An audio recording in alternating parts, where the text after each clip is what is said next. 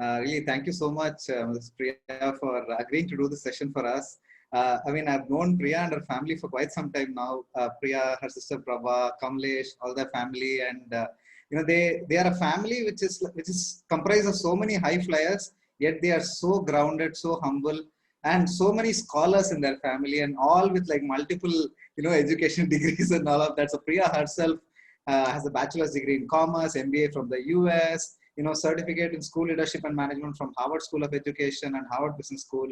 And, the list just goes on, and she's taught in various programs of IB, and I led the IB diploma program as well. And she, she's the head of school of Akshar Arbol International. And beyond that, Priya has this unique combination where, she's a parent herself, she's an educator, and she interacts with all the community, almost like everybody the child gets to meet to. For example, she interacts with children, she interacts very closely with parents, and she works very closely with teachers. So we thought, who else would be better to kind of talk about all these things than Priya. So without much further ado, welcome Mrs. Priya Dixit, and thank you so much, and over to you. Thank you. Thank you, both of you, for inviting me here to the platform and allowing me to share my thoughts about this, about parenting and what it means to be a parent. But lovely initiative, Shraddha and Ram. And I think it is kind of needed today is because unlike, parenting is something that we all learn on the fly. There is no specific course and there is no specific, and I think Shraddha beautifully said that there is never the right and the wrong kind of parenting, right? I mean, each of us is a unique person and each of us come with our own style, and that also becomes, it starts to exhibit when you become a parent. So it's your style that kind of comes in. Sometimes I also take 3 or 4 steps back to reflect on what am I as a parent, and what does it mean to children. Ram said, I'm a parent of one who just crossed over a teen and the other one who's in the peak of the teens. And I think I've been growing along with them. It's not that I don't repeat what I did with my first one, that I don't repeat the same mistakes with the second. I do it, but I also kind of laugh about it and say, you know what, I did the same thing even for Pranav, and we all laugh. And today it's become something a little more casual amongst us. So of course they also do the branding. Oh, Amma's typically like that. Amma would always say something like this. So I think it's very important to realize that we are all social animals, right? And Aristotle, the greatest of philosophers, has always said that man is a social animal, and being social comes very naturally to us. And not being social or even accidentally being unsocial is something that doesn't come to us. And when we look at this in a little deeper, it means that the society existed much before the individual. And it's always the society at large than the individual who kind of starts to do things and starts to behave over there. And in this whole equation, generation after generation, when we have children who are coming through into this world, the more experienced of us, which I mean is like you and me and the rest of them over here, take it upon ourselves to say that I'm here to raise this child, and I'm here to, to show them what they have to do. I'm here to tell them how they should think or how they should do, without realizing that that individual that we are talking about is an individual by himself or herself, right? They have their own thoughts, they have their own souls, they have their own experiences, and they come with that. So it becomes important for us as adults. We may have a little more maturity, we may have a little more experience, but we have to have the realization that the child in question is an individual by himself or herself. then what does it mean to be a parent? What does it mean to be an educator? What does it mean to be an adult in the society? What does that mean to be the music teacher or the art or the chess or the tennis teacher or something? Then we start looking at it. So I believe that it takes a village to raise a child, and constantly we are talking about that, even at school, whether it is our security who's standing outside, or whether it is our staff member, or whether it is the non-teaching staff member. We believe each of us are playing a role in influencing, but the degree of influence that we may have may vary depending on the interaction levels, or depending on what is being sought by the learner himself or herself. When I walk into the school and I say a good morning to my admin staff or to the security, or I say, "Eppadi irkinga?" Or if I remember that he had a headache a few days ago, or his dog had died, I stop and I say, "Ennachu adu?" It is not for anything else. It's just, I mean, I am not a great pet lover. I'm actually, it's not about pet lover, but I'm a little scared of pets. But when I ask, it is not because I need to ask. It's because I knew that that person was feeling a little hurt that he had lost his pet, or by saying, "How are you? I know you had a headache. Are you feeling better?" And it's a genuine remark. The thing is that all of us love that social aspect, right? And I think somewhere we all yearn for that social aspect. And when we look at bringing up a child in an environment, they are extremely perceptive. They are looking at the cues that we are giving. They are looking and they are receiving the energies that we are sending out into the environment, and that makes the child start to learn and absorb from the environment around it. So everybody is influencing. The minute I say good morning, when the child walks in, he or she says good morning there as well. And then the custodial staff replies back. Today, when the school doors are shut, but sometimes we all walk into the school because a lot of other things and planning is happening and all that. And they say, "Ma'am, I'm sure the school will open by January and the children will be back." And they say it with so much of earnestness, right? So you know that they are also missing. And on Children's Day, they wanted to be on the video calls. It was just that we weren't able to arrange it with our cultural fest that was happening as well. It became a little complicated, but we said we are going to arrange a call where they can go back and say hi to the children that they used to be with. So they are learning, and I think it's important to realize that the influence comes from multiple different ways. So here I'm talking as an educator and what happens. But I think the first learning always happens at home. Many times when parents walk here for an admission, they would say that my child can't speak English as yet. I said, "Can your child speak the mother tongue?" They said, yeah, he understands, he can reply. I said, "That's all you need." I said, "Whom do you live with?" These are the questions that I always ask. Do you have a social, do you have a family set up? And how big? It's not about prying into their privacy or into any of that, but I think it's important to realize what is the social aspect that the child is coming from. How much of exposure has he had to adults? What kind of adults that we have? Today we are all talking about parenting, but there's something called grandparenting that is happening as well, right? And very often children say that, "Oh, the grandparent is a far better parent than you are."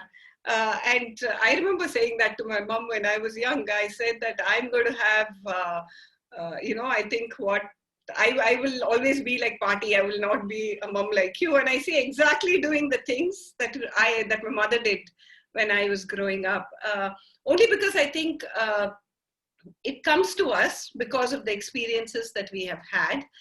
But all these factors kind of influence the child. But I think the most important thing is for us to realize that the child is an individual, and we need to allow the child to blossom and allow the child to nourish. If you think of the child as a little seed, if you think of the child as that little plant, the kind of care we take, we know how much of water to give, how long to keep them in the sunshine, it doesn't mean that you're overbearing. It's not about being overprotective. You need to let the child go and try out different things. You need to let the child go through their own learning and pick up things from there. But all along, a lot of learning happens is because of us adults around it walking the talk. It is about us adults, you know, without so many words, showing them how to behave or how to do or how to say things like that. Then definitely it becomes that it's all of us together that are constantly raising a child. And in that, the best synergy will happen is only when all of us believe in the same thing, when we all work together. And that's when I think it becomes important to have very positive partnerships. When it is a parent, it's the parent with the school, the parent with the child. And when you look at it from the school or from an educator's perspective, it is the educator with the parent and the educator with the child. And for the child, who's yay high and so tiny, looking up to like two big adults over there, right? And most often we all talk standing up, looking down at the child, unless they are much older, which is probably a case that's reversed when you look up at a taller boy or girl in your school. But the child is looking up at two people, wondering, the parent and the child, and trying to make a meaning of what they are saying. So a common language has to come in that partnership. So yeah, those are my basic thoughts on what partnerships. So Priya, one of the common questions that more than 4 or 5 people asked while registering was that, now that you say that, you know, there are these different people who are part of the partnership, the teachers, the parents, and, you know, people who are attending the call, there are teachers, there are parents as well here. How can parents and teachers identify what a child's innate talents are? Or, you know, how can they better identify who the child wants to be or what the child's innate talents are, so that those can be nurtured? So that's one of the common questions that's been asked. So if you could throw some light on that. Only say that if we had a crystal ball in front of us and we could look at the future, that would be the perfect answer. But to be very honest, I think each of us as a responsible adult here is looking for the child to outshine himself or herself. For each child to do what he or she is best at. Sometimes these you know, you start to notice these little traits much earlier on in some children. They start, for example, singing very well. They are able to identify a raga. Some kids play cricket fantastically well. So there is something which let's not touch on what has happened, that they start to exhibit the interest. They start to exhibit their talent. And then it becomes easier for a parent or for a child, for a teacher to start honing that talent and that nurturing that. But in many, many, many cases, you may not see it. It doesn't mean that the child is not capable, and it doesn't mean that talent is not showing. It's just that it's still a little innate. It's going to take a while for it to come out. And the reason as to why it has to come out is probably the time is really, really not right. Probably the circumstances are not right. So few things I would say is that is to constantly keep your ears and eyes open, right? The conversations that you have, the kind of exposure you may give the child, to notice if they are saying or doing something that's a little different, and see if there is a pattern that is emerging over there. Today, the child may just be fascinated by any of the rhythmic instruments, right? So he may be drumming on the table, he will drum on any surface that he gets. So if I have to think that I have to make him the next Umayalpuram Shivaram Krishnan, it may not be something that can happen immediately. We may have to wait to see if that is something that we can take forward and go. But allowing the child to explore there is important. This I'm talking about really early childhood. That's when giving the right experiences, the right exposure at every juncture is very, very important. But when you look at it from a teacher's perspective, that's when one, when the teacher is noticing what is happening in the classrooms. When that circle time happens, especially for us at the school, it's like a every morning ritual that they do. The circle time is so important, is because the child starts to express so freely. He's so non-intimidated by the environment that he starts to say so many things. That's when a very perceptive teacher starts to pick up these cues to say, okay, fine, what is happening? Sometimes we get to know what is being cooked at home, to whether there's a guest who's come home or whether they are planning to take off a few days for a wedding. All that happens in the circle time, right? So they start to notice all these things, because the child is also repeating whatever he or she has heard at home and is looking again for a validation here. So you kind of start to notice what is happening over there. If they are talking about music, they're talking about dance, they're talking about cricket or whatever it is. So that kind of happens. I think that is important. I think beyond just giving these experiences, as they start to age, it is important to introduce them to a sport and introduce them to an art. Both of these are extremely important. Which sport? How do I know which sport should I introduce? Maybe it is a sport that you may actually like, or you may have introduced, or you've been watching these IPL matches and World Cups, and you've had your child sit with you and watch. So probably in his mind, the cricket is there. He could always make a shift early teens, right?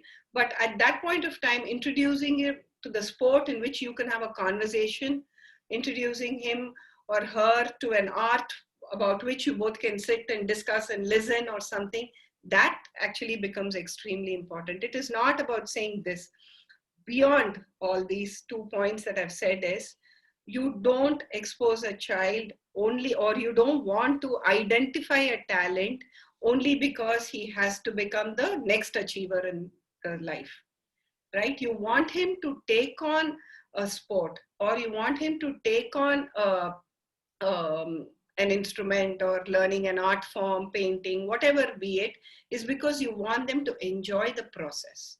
So when you start allowing the child to enjoy the process of involving himself in learning, over the years, they start to build resilience. Why I say this is because I think, like every typical girl, probably, I'm sure, hopping around and dancing in front of mirrors, taking my dad's dhoti or my mom's sari, tying it around and dancing or something. I don't know why my mother put me in a dance class. I think somewhere she did not get the opportunity to learn, because she grew up in another kind of a setting. So she always wanted her daughter to learn dance. And that's where she put me in dance class. Believe me, dance is extremely boring in the first few years, because it is just an Adava system. It's like in your mridangam, if it is tadit tomnam, the same thing, it's teya, teya, teyi, and it's like so boring. And it is very hard, because you have to stamp your feet. And if your teachers are strict, as they were when I grew up, it makes it even more difficult, right? Yeah, I mean, so in all this, there would have been, I'm sure, several points of time when I would want to find an excuse to not go to a class, right? I would, for example, when sports day came, we used to have these drills and march past practice, and we had to stay back after school. I would come back from school only close to 5, and my dance class was at 4. So I would tell my mother, I can't go to dance class because it's at 4 and it's already going to be 5. Dance class was very close to home. And she would say, no, it's okay. Even if your class is over, it's okay. Your seniors will be dancing. Just go sit over there for 15 minutes. I'll come back and pick you up. And I used to be very scared to walk in. When I walked in, my guru would turn around and she would say, Ema later, I would say, like, sports day. She said, oh, seri. That's aptiya. You know, that was her question. Then she'd say, on class mudinjurto. I'll say, like, no, let me go and sit over there and watch the others. So I was learning by watching them as well. My mother never sent me to class because she wanted me to be a performer. She didn't send me to class because she wanted me to get an award. She didn't send me to class because for her, it was to tell her friends, you see what, my daughter can dance. For her, it was probably an inner aspiration that her daughter should learn dance for whatever it's worth, that she should not She should have the opportunity that I didn't have. So as a parent, it's very, very important for us to remember that when we put our children in any of these classes that they show an interest in, that our expectation is not for them to reach a level of achievement, but to enjoy the process. At the end of about close to 40 years of being on stage and dancing, I can very honestly say that the joy that I get by just listening to my dance music, or to go up on stage and perform, or when I practice with my sister and my daughter at times, I think it really calms us completely. I forget all the tensions that I have at work or other things. And that is what the art has done to me, right? And after a while, when you really start enjoying, you'll see that the child is achieving. So it is important to identify, but it's important as a parent to give them the exposure and push them a little bit gently as they go along till it becomes an automatic part of them, right? So I think that is what is important in identifying. If let's say we as a parent or as a teacher, we identify something, how do we get the element of this partnership kicked in, like the tripartite partnership? Let's say with the parent and child, it's okay, but then how have you seen, let's say, a parent, let's say, how can a parent go and let's say get the teacher also enrolled into the process? Or let's say in your case, right, your mom and your dance teacher, for example, and you were like a tripartite partnership, right, so to speak. So how can, let's say, some tips to us on how as teachers or as parents we can get the partnership working? I think the honest response would be that my mother's never ever walked into dance class except on Vijayadashmi day. So she would never know what I was learning or anything. And but she was very supportive to ensure that everything was taken care of for me to attend the classes, whether it was to pick and drop me or later on arrange a rickshaw or the driver to be available. That bit of it was there. My snack or my glass of milk would be ready the minute I walked in from school. Those were the things that she gave. So she never had that. Much later on, I think it was about 5 years into my dance class. I was still in my grade 10 that year, when my dance teacher at the end of the class one day, she told me, can you ask your mom to come and see me on this day, like tomorrow at this time? And I was just shivering, because I was thinking, why would she call my mother? I am coming to class regularly. I don't, I'm a diligent student. What would it be? And then my mother walked in and she said that, I want Priya to start performing with us. I was way junior in my class compared to a lot of other people. So she said, there are these 2 seniors who are not able to participate in this December season. So I would want Priya to join in. Yes, we have not done her Arangetram. We look at it, but let's just have a little puja, kind of an auspicious beginning, and let her start dancing. I think that was the first conversation that my mother had. Not that my teacher didn't want anybody to have, but this is what my mother saw the seniors' parents do, so she kind of followed. But today, I think we have parents who are very involved, right? So the first aspect of it is about an open communication. See, when you're seeing patterns, so are the teachers seeing patterns. All it takes, at least in our context at Akshar Arbol, we are just an email away to just say that my child has been learning this, and probably if there's an opportunity, anything. But being a smaller setup, and we deliberately choose to be a small setup, is to have that interconnectedness happen. So most of the times, our teachers are able to identify and look out for what our children are carrying, what they are learning and what they do. So I think it becomes easier that way, but just an open communication on that aspect. Secondly, I would say that when that open communication happens, we also need to develop a sense of patience, right? Because as a school, we work within a framework. The framework cannot be individualized. When we look at the framework, equity is one of the strongest pillars that we work on. We say, does it apply to almost everybody? You can't satisfy everybody, but for the large cross section, does that apply? And We need to be patient as a parent to wait for that opportunity, and reminding once or twice really, really doesn't matter. I think the other aspect is about having a very trusting relationship. And that's where, again, this partnership becomes very important. Uh, when we are talking about the child as an individual, as an independent body out there, and we as parents are so involved and we are looking at the best to be given to the child, so is the teacher. So is the school behind the teacher.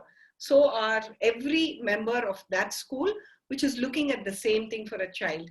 Just this morning on one of our school WhatsApp group, um, one of our leaders, I don't want to mention her name here, but she had just messaged on another note. She focuses on the primary section of the school. She said, every time I watch the graduating class in the graduation function, which is our grade 12 graduates, it really makes me teary-eyed because I know what the kids have gone through. Not that they've been with us since kindergarten. They came to us somewhere in middle school or, something like that. And she said it makes her teary-eyed. She's never taught them or anything, but she knows and she feels that her influence as a staff member at the school is also on the child who's graduating, was not studied under her. So that is the kind of trusting relationship that we need to build. That becomes extremely important, to say that I know, I trust. And I think the other most important bit also is to not get extremely anxious about everything, right? Today, I think thanks to the news channels and this breaking news that keeps coming on all our TV screens, everything has to be sensationalized. Everything has to have a TRP kind of a thing. The WhatsApp groups have to buzz with things. You can't have a normal thing where you're sharing something. So I think the anxiety levels are higher. Then we need to practice to ensure that we are not raising our anxiety levels, is again because that anxiety starts to show in the child. How? Because they're again very perceptive. They know how to sense these feelings. Sometimes we think that these children don't understand what you talk. We don't need to talk. They understand our body language. They understand the way our faces turn. They understand the movement of our hands and everything like that. A couple of my colleagues who are here, who are in the kindergarten and early primary, would tell you that when they walk in with a headache and nobody would know, the child has come up to them and said, "You're not okay, Miss So-and-so. What is wrong with you?" And they said, how did she even know? And this has happened even in our online platform, Ramkumar. When the teacher walked into a class because she was celebrating Children's Day last Monday, just after Diwali, it was a classroom celebration. She had a severe, severe headache. But she said, I need to be there because the children are waiting for something. She walks in and the kids said, you're not looking fine. What happened? So that is the level of how perceptive that they are and how sensitive they are. I think that is very important for parents and for the educators to realize that they can work in partnership. Today, we're talking about 21st century skill, and one of that skills is collaboration, right? Mm-hmm. So things will move when people are collaborating. When we look at each other as a partner, rather than saying, I'm going to wait and find out what didn't work over there, and so that I can put it on the WhatsApp group or I can send a mail. No, just open up and say, what, looks like this didn't go this way. I'm just seeking to understand, right? Yeah. And we spoke about some of the challenges and about the skills. So coming to skills part a bit, as to now, obviously, the parents get to know what's happening in class because things are happening online. Teachers also see a bit of what's happening at home. The boundaries are all almost blurred and we're all into each other's lives. But what skills do we then generally focus as a general this thing? What are skills do you think should, let's say, across age groups, parents and teachers work to build on in the children? We have seen that obviously there's a process to identify and nurture the innate talents, and that's there. But what do you feel, or what do you at school generally focus on in terms of what skills, what capabilities to generally build on in children? You used a beautiful word called blur. It's just that it's going from blur to even more clarity because, like you say, no distinction at all between home and school. Somewhere that intimacy that all of us had in the school is lost over here. Um, Sometimes it's like this, right? We see parents, and it's not a story just in our school or with me or something. I mean, I'm sure even as a parent, I can say that there are times that I seem to be very cued in on what my daughter is doing. I seem to know everything. Sometimes I'm really completely out of the whole thing. I don't even know when her exams are happening or if she's even having a holiday. I've not even told her, though the mail has come to me as a parent. I don't even let her know about that. So I think that is happening, and the platform that we are operating today, which is the virtual platform, we can have hours and hours of discussion on whether it is positive or does it have a negative impact, right? There's no stop to it. Each of us can talk on both extremes. But I think what we have to do as the adult over here, whether we are the parent or whether we are the educator, is look at things in a positive way. If I want to put it as a very simple equation, if I say event is something that happens, right? So you put that as event, and you say the response, as denoted by R, is how we respond to it, respond to the event, determines the O, which is the outcome. So E plus R equal to O, and this is not a formula I am giving, it is there already, and there are such lovely people across the world who use that. So our response can actually change the outcome. If I'm driving and I'm getting irritated with somebody who's constantly honking at the back, my response can be to go even slower and irritate him. Or maybe I should put the indicator, change the lane and give him the space to go if he wants to rush across or something. So the outcome of any event is determined largely by the response. So today's platform of all of us being on this online mode, whether it's work or whether it is school or whether it is any of the other classes that our children are going to, I think the response becomes very important. So what is this response over here is the way we look at it and the way we respond to that stimuli of that event. Now, what are the skills that everybody has to focus on and what should we do? I'll first talk as the educator here at school. For us at school, when we had to move from the physical platform into online platform and look at designing that entire thing in a matter of less than a few weeks, I think first thing was to change our mindset. Until we changed our mindset and started to look at it afresh, it was not adapting what we had to put in over here, but it was designing it for this particular platform. So when we run a program like the International Baccalaureate Primary Years program, we run the Cambridge Secondary 1 and Secondary 2, we run the ASA level of the Cambridge as the school finishing, we run the diploma program. The assessments in these programs are not going to change, right? They still focus on looking at your research skills. They still focus on evaluating on your ability to think and analyze and critically give a judgment for any of the problems or case studies or whatever it is. So none of those could get compromised for us. So we were still looking at how do we develop that critical thinking? How do we develop that research skills? How do we develop the ability for the students to paraphrase or to analyze any piece of information? So that did not change. What has actually happened is it has opened up the school where the parent now sees the entire transaction. What used to happen behind the closed gates between 8 and 3 has now become a public platform.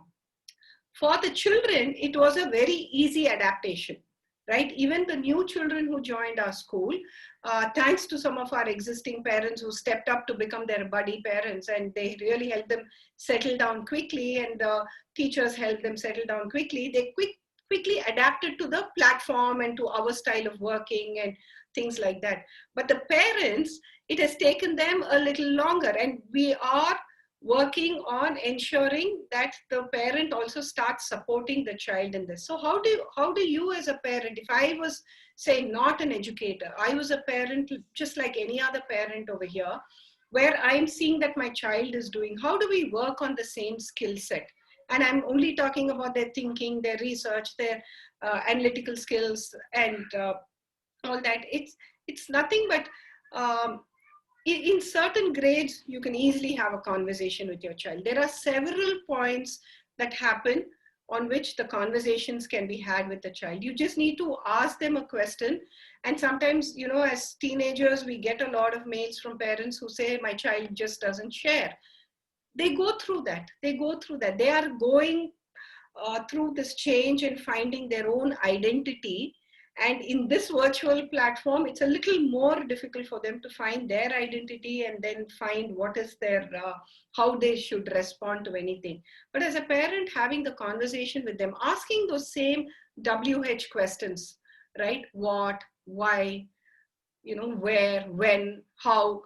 When you ask these questions about something, about the topic, about the class, it becomes important. Very often, what do we do as parents? Oh, your teacher came in late for 5 minutes. Why? You know, that's where we focus on. We don't focus on the lesson that has actually happened or the transaction of the class that has happened over there. I take in the higher grades, for example. I cannot walk and have a conversation like this with my daughter because I don't understand the chemistry or the math or the economics that she does. I can generally talk about economics or business or something, but I really don't know much about chemistry or something for me to have the conversation. I never studied the English literature that she is doing. For me, my English was completely very, very different. So it's always asking, oh, what is this happening over there? Okay, fine. Are you enjoying the classes?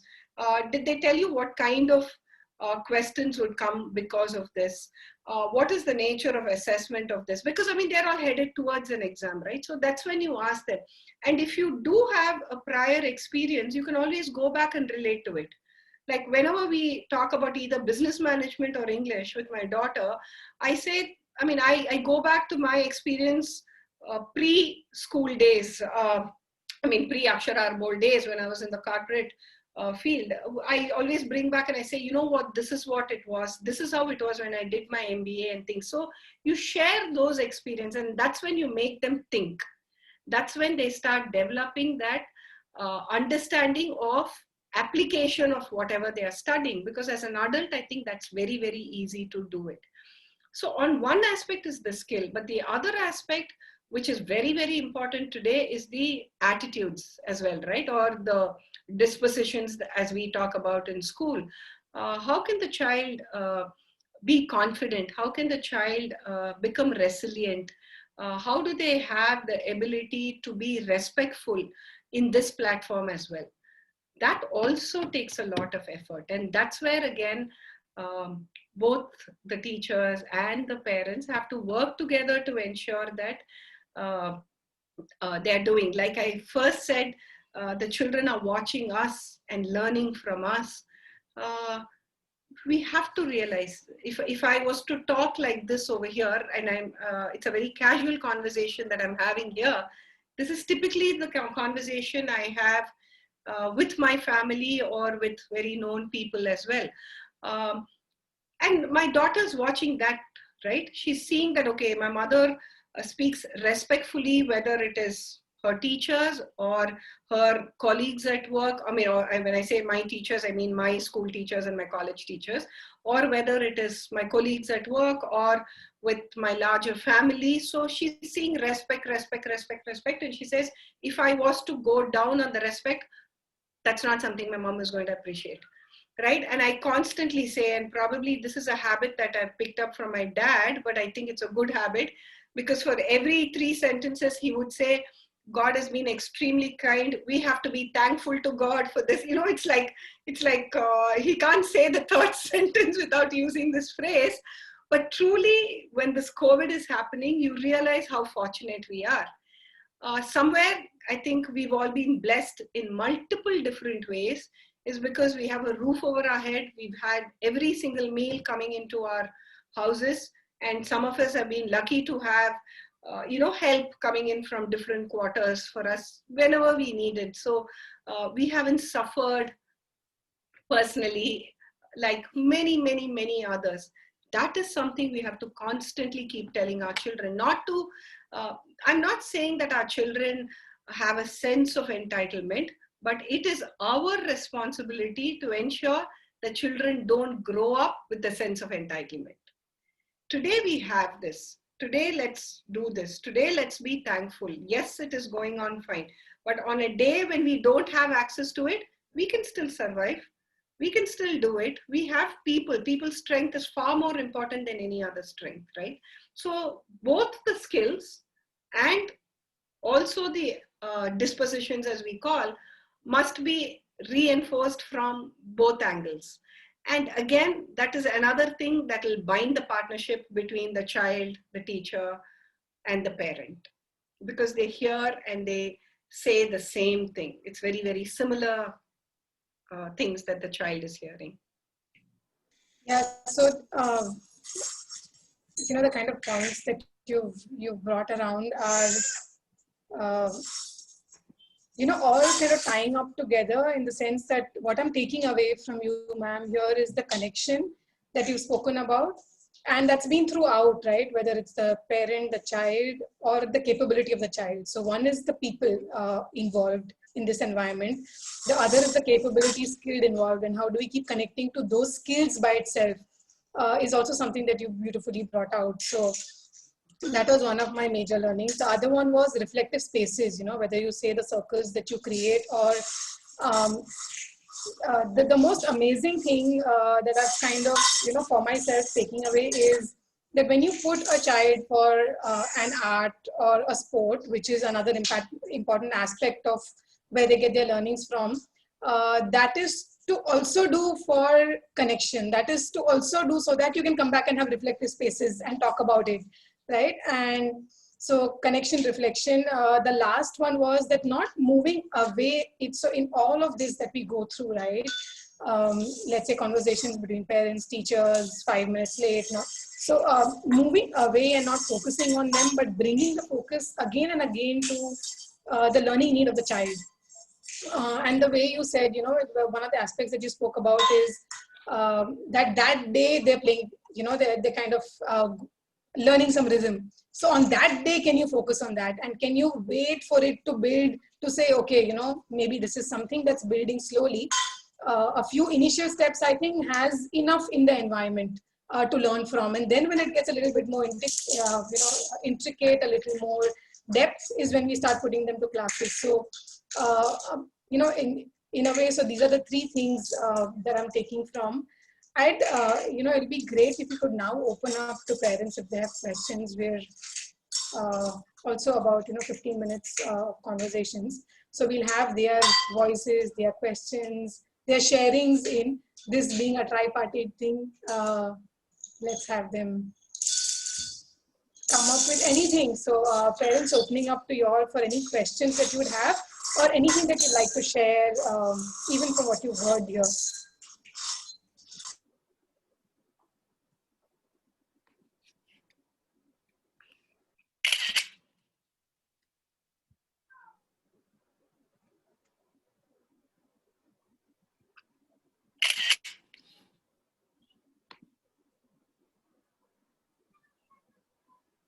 Okay, we have some messages on chat. Sagri saying, such a wonderful takeaway for me, especially the reinforcement in the right behaviors, irrespective of the stakeholder.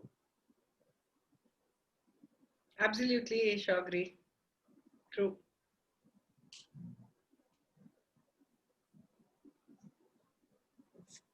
Friends, you can go ahead, unmute yourself and ask your questions.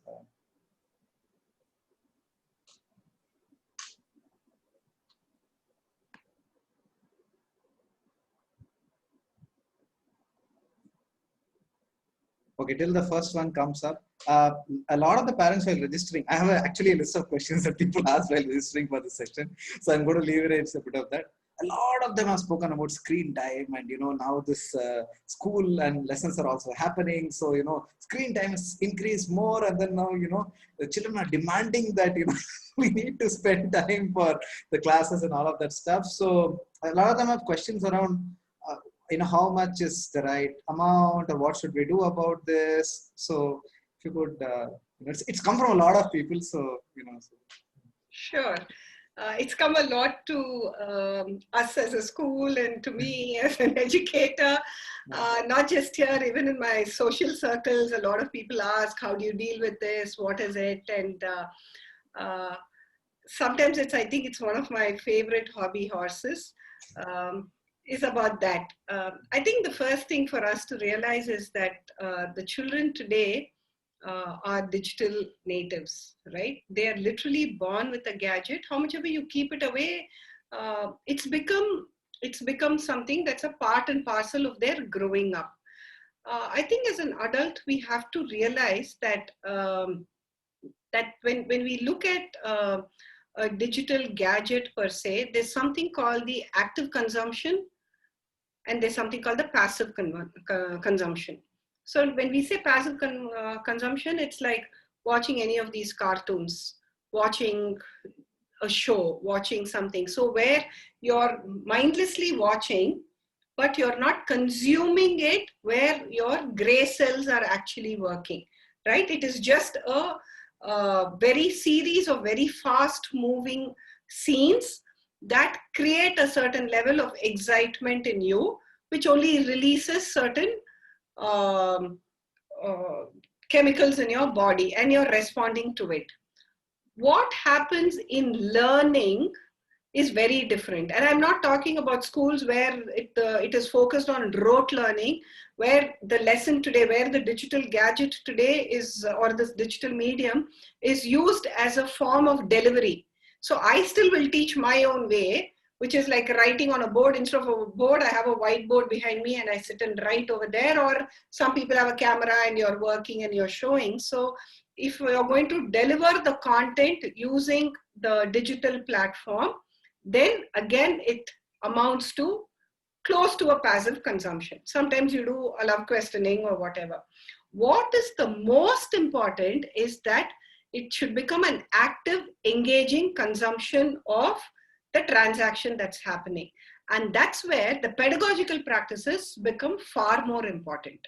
So if I was to just look at Akshar Arbol as a case study objectively, I step out from the fact that I am part of Akshar Arbol and all that. If I was to just look at it from an outside perspective, which I do very, very often, half the time, is that you look at all the lessons that are being curated to being engaging. And when I say engaging, it's not showing a video, it is not showing an experiment that today, they're all able to show these experiments on the web. I forget what it is called now, but they just show certain chemical things or using different platforms over here and things like that. You find that it is, that bit of it alone is probably just a passive consumption. But what follows up because of that experience, and again, please don't look at it in a narrow-mindedness of what is the homework or assignment that is given. What are the kind of questions that are given? What is the question that the teacher is asking in terms of making an observation, or to be able to write a note based on it, or asking for multiple perspectives from people, or bringing in a kind of a debate over there between the students? That becomes very engaging. Having a spot quiz. So you start looking at technology as an enabler. When you look at technology as an enabler, at that point of time, the child starts to engage in the learning process, where now your gray cells are stimulated, where your neuron connections are happening, where there is a progress or a growth in understanding of the concept that is being taught in the class. And ultimately, you are also having them have a behavioral modification that is happening. Because now as a child, when I'm exposed to something, I've learned, there is a question, I've been critically asked to think about it, I'm responding, I'm listening to my friends' perspectives, I am creating something my own understanding in my mind, there is a behavioral modification. And that's what an education must do. It has to cause that behavioral modification to happen. So when that happens, then when you're actively engaged, where is the question of that, there is too much of screen time and no screen time? Screen time will come into play is only when you're all sitting like this and watching, right? I watch Big Bang Theory, I watch Friends, sometimes I watch, and that is passive consumption. I laugh with it and the next second you kind of forget the whole thing. But what happens and what is important is when there is that engagement and that learning is showing. I think that becomes extremely important. Today, world over, whether you're talking about preschools or you're talking about IIM MBA classes, because one of my friends is providing the platform for the IIM Bangalore, and he goes and sets up the entire tech and other things for them. Everything is happening on the digital platform. Many of us are also engaged in other courses that are happening digitally. So when you're looking at engagement, then there is no this thing. But what we should remember is that your eyes do get strained, because this is a virtual medium and you're looking at the screen. You need that 20-10-20 rule or whatever it is. So you need to move away from the screen every 20 minutes. Some of our high school teachers have such amazing strategies that they use in class. If I happen to be in school and they are in school sometimes, during the workday teaching, I kept asking, I thought you had a math class, what are you doing? She said, no, this is the 20-minute rule. So we were off the screen. So they all have to turn their backs and do a little dance. So sometimes it's a little worrying, is because the child and the teacher have this fantastic relationship, right? They understand each other so well.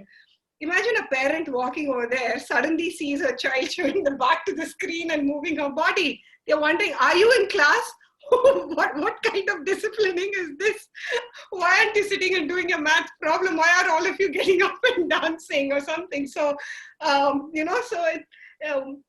teachers also hesitate a little bit on that. So I don't look at it as a negative thing. But as parents, we have to be very, very careful in making the choice as to what is screen time and what is active engagement and learning time. So once you understand the difference between the two, then you kind of moderate, right? I mean, people have their party class to dance class to football. I know a lot of people who are having football classes over Skype or over Zoom. And I wonder really how is that even possible? So at least they're getting up and moving and things like that. So each parent to his or her own.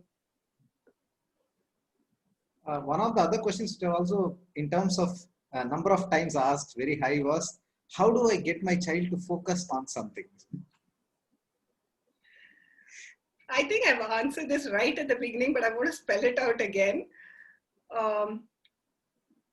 Maybe if you don't want to hear it, please shut your ears. But I think we take parenting a little too seriously, right? We think that as a parent, I have to give every exposure to my child. I have to give every experience to my child. Sometimes humanly, it may not be possible. Please understand that you are also a human, that you also have a limited time, and your day is also filled with multiple different things.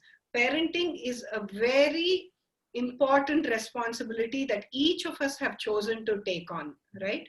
But it is not the end of everything.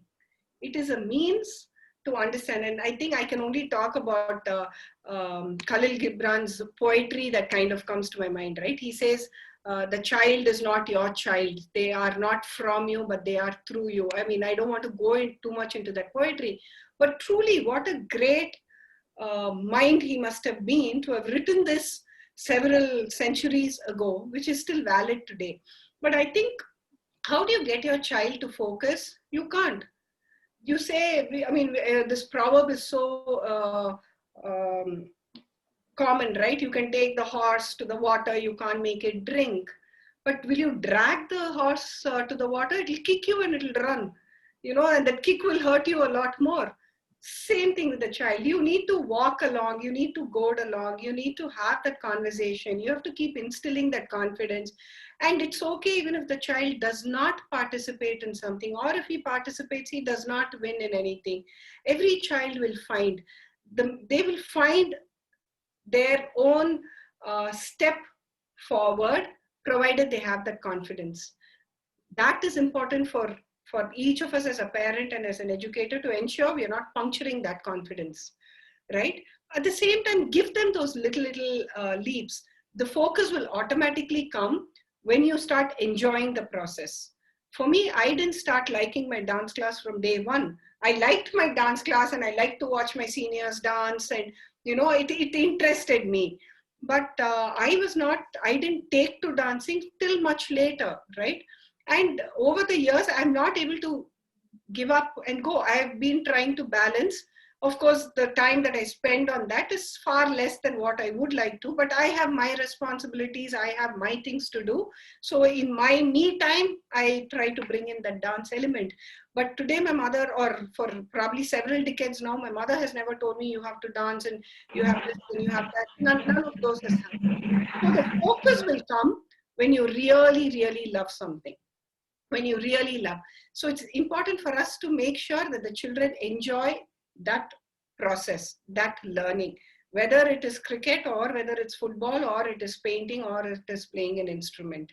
It will come. But does it mean that as a parent, I just sit back and say, okay, fine, my child is going to start focusing, maybe I have to wait one more year, one more year, one more year? No. That is also not right. You can't give it a long rope, because then your horse is going to gallop away somewhere else. So I think as an adult, we all have to be very, very balanced in our approach. That is important. Today, we are making all the investment in terms of time and effort and love and affection and giving experiences and everything. But the return on investment, we will only see much later, much later. And it will come. You just need to believe in it. It will definitely come. There is no two ways about it. Is because when you put your heart and soul into something, it may take a long time, but it will eventually, you will see the results of it. That focus will automatically come. Did that answer, or was it too off? I'm not sure. No, it did, because in the chat, people are actually saying thank you for both the previous question, which was on screen time, as well as for the clear explanation on focus. So yeah, definitely. Thank you. Yeah.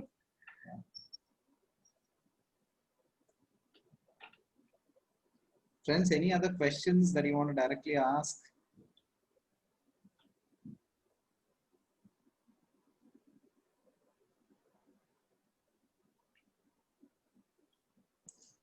I actually had my little one ring the bell, reminding me of the time she was ringing the bell behind. It got reminded of school. It's been ages that I've heard bells. But yeah. Any further questions from this group? Otherwise, I think Ram has a huge list and we can go on, but we're cognizant of the time. As well as any particular need that any one of you all would have in terms of getting more clues.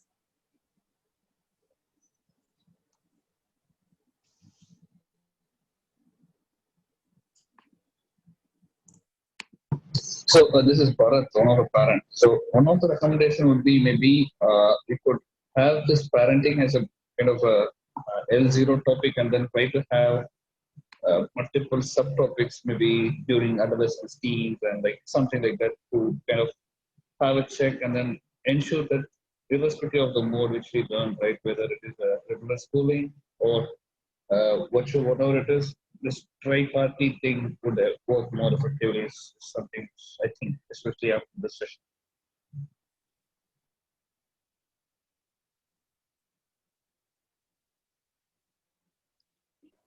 Yes, we can look at it. I think they do that, right, Ram? So I just want some clarity, Mr. Bharat. Is this, you're saying the school needs to segregate time, or you're saying? No, in general. So this is something like the first time, at least I as a parent often got this and then okay. Kind of thing. But I understand this is more general topic, but key, right? This is more like I see as a starting point.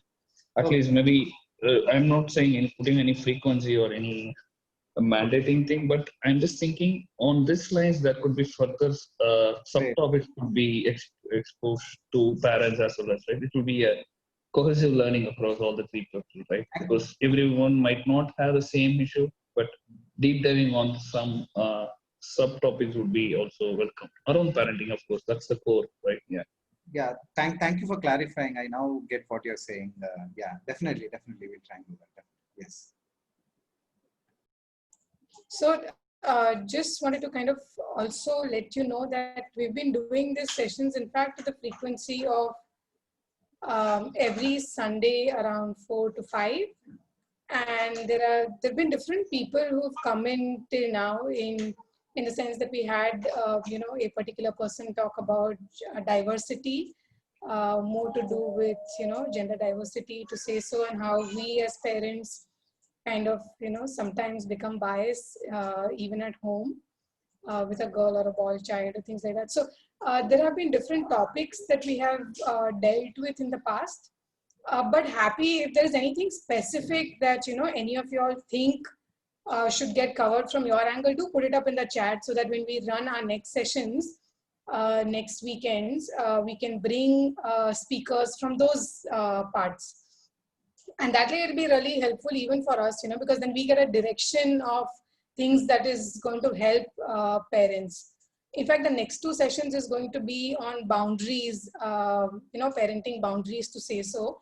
And we have an individual called Deepa Mahesh who's it's going to be almost like a workshop mode where she'll help us realize our own boundaries and how do we draw them with our children. And what is good, what is not in general, but very unique to each one of us as a parent, and as unique as your child is. So focusing on that, but happy if you could put in topics, happy even if you could suggest some speakers who could, kind of come into this forum and help us. Yeah, and thank you for bringing that up for us. Sure. Thanks. I wasn't aware. And one thing which I already said, I'm reiterating here, more like maybe one food for thought would be like how do we balance the soft skill and the hard skill, right, for any parenting? Like today, most of the things which Priya shared is more something which myself and we as parents, we kind of practice it. For example, we don't call our servant maid like generally. I have seen in some places where they say that is something, but we call her and give the same respect. And looking at that, our kids also start to do that. Those are something which I have been seeing, and it resonates what Priya shared. Maybe the soft skill is what actually I feel as one of the key things where most of the tri-party things should work together. That's the key. And I see not more institutions are focusing as they are all academic and grades and marks, but that's something I think there should be a good balance and mix of it. Maybe that's something, a topic which I would encourage you. Sure. We'll definitely do further on that, but do have a look at either our Facebook page or something. And in fact, we've started putting our videos on YouTube as well. Not all of them have gone there, but a lot of it is focusing on soft skills. In fact, even when Manveen ma'am came in, the entire session was around these skills and how would one build connection, how would one, as a parent, look at values. In fact, I still remember very, very fresh, still in the memory, even after weeks, is that how do you connect the child, even if the child is, younger, to the things that are happening in the world, and kind of, bring that connection to them and help them work, whether it's, the ecosystem, the environment or whatever, but how do you still bring issues that are happening at the level of the world, but bring them to your own home and building the soft skills amongst them. But yes, we will keep at it on this one. Thank you. Sure. Thanks. I will anyway check all your reports. Thank you. Priya, with your permission, is it okay to take one last question? There's one question on chat. This question from Deepa Karthik. How do we channelize kids' energy? That is a huge question in today's circumstance, Deepa. I think all of us are kind of burnt out, right? Trying to stay within the 4 walls. So it is very, very challenging for all of us to channelize the energy. But I'm not going to talk about just the COVID times. I'm going to talk about what it was pre-COVID and what could we look forward to when all this releases and we are back to the usual mode kind of a thing. Channelizing energy is, there are these several energies, right? If you're talking about the physical energy, then every child has varying levels of physical energy, and engaging them in either a sport or an art that demands a physical movement is the best, because over the years they will know how to channelize that energy into something that is a positive outcome. When I feel low, like I did mention earlier, I have to turn on my dance music, and even if I just start to move a little bit, though I've lost my agility because I don't practice that much, it brings a sense of calmness. I feel that my energy is getting channelized into that bit of it, though I may be worried about something. So it is about building the practice over there, the practice of continuously doing it. And if it is the physical activity where you or your spouse or as a family you can do together, nothing like it. All of you go for a cycling, or all of you play tennis together, that is amazing, right? So that's the physical energy. I think it's important for us to also start channelizing our spiritual energy, because each of us have that spiritual energy within us. The whole purpose of a lifetime is that we are all growing, we are all learning, we are all moving ahead in our spiritual growth as well, and to recognize that and take that forward. Again, over here, nothing to do with religion. One may practice any religion or may not practice any religion. Spirituality is completely delineated from religion, unless you want the two to mix and you want the two to be together. So I think it's good for children to listen to some calming music every single day. Every single day. It could be post your dinner time. Just switch it on today. All of us are connected through the music apps onto a speaker or something like that.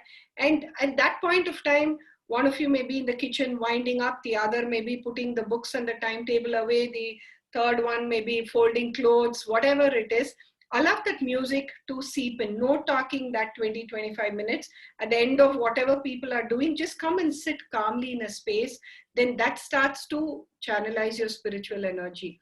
And when you look at the emotional energy that all of us have, and we are, to a certain extent, we are going through a little more of a testing times. I don't want to say stressful, but more testing times. And when we are in those testing times, I think we'll have to talk a little more. We'll have to be goofy at times. We have to be the companion at times. We have to be the go-to person at times. It may be at a time when one is extremely busy, that when your child comes and asks something and your response may be, can't you see I'm also working on a deadline? I do it, I say it.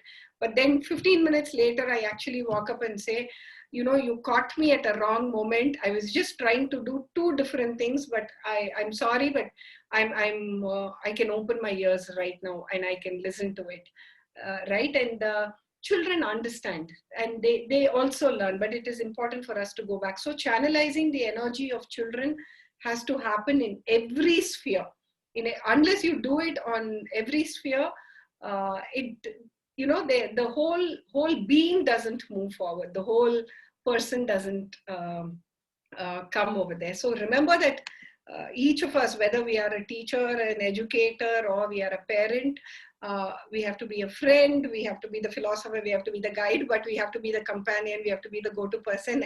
And please, please, please be that goofy person, because when you laugh, it really, really lightens the spirit, and it really lightens everything around each of us. I hope it answered her question. No.